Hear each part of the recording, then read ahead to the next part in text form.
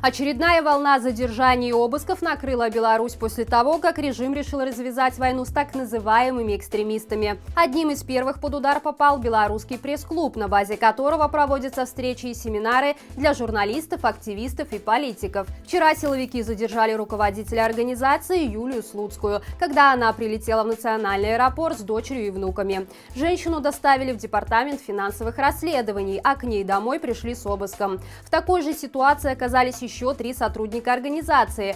К одной из них, программному директору Алле Шарко, силовики не допустили адвоката.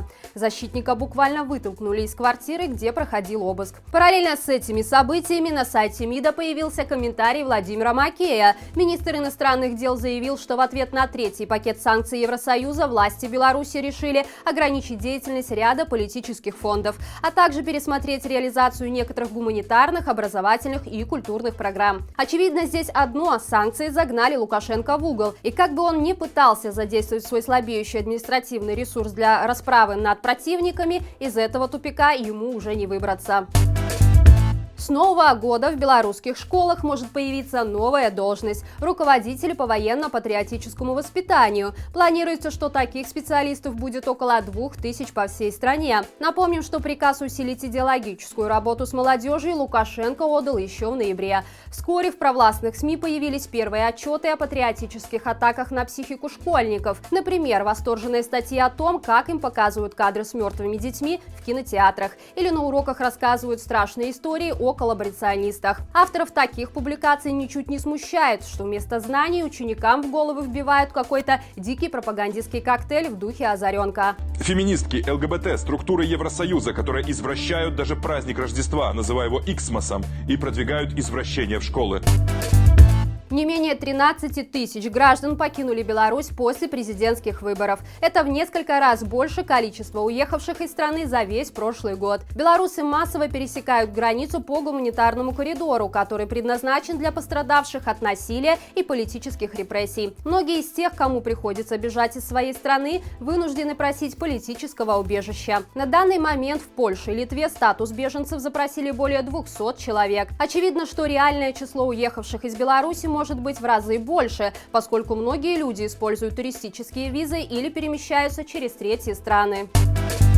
В сети появляется все больше доказательств преступлений силовиков. Так, на видео из Бреста, запечатлевшем события 10 августа, можно увидеть кадры настоящей войны, которую режим развязал против граждан Беларуси. Силовики в упор расстреливали как мирных протестующих, так и людей, очевидно, совершенно случайно оказавшихся на месте боевых действий.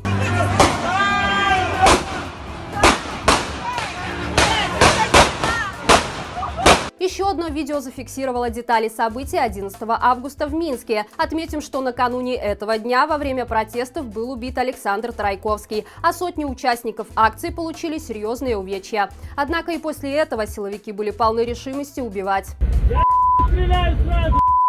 Напомним, что преступления режима фиксируются в единой книге регистрации преступлений. Собранные доказательства будут переданы в международные инстанции, а в Новой Беларуси все виновные, которым не хватит места в улетающем самолете нелегитимного, понесут заслуженное наказание.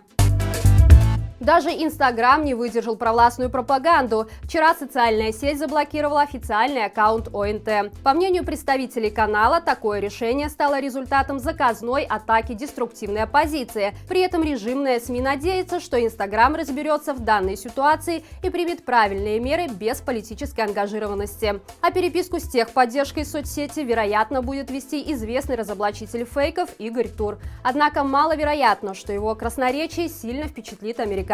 И это все на сегодня. Видео с маршей присылайте нашему боту в Telegram. Не забывайте также ставить лайк этому видео. Мы не монетизируем наш YouTube-канал, поэтому все ваши лайки, комментарии, репосты для нас очень важны. До встречи завтра и живе Беларусь!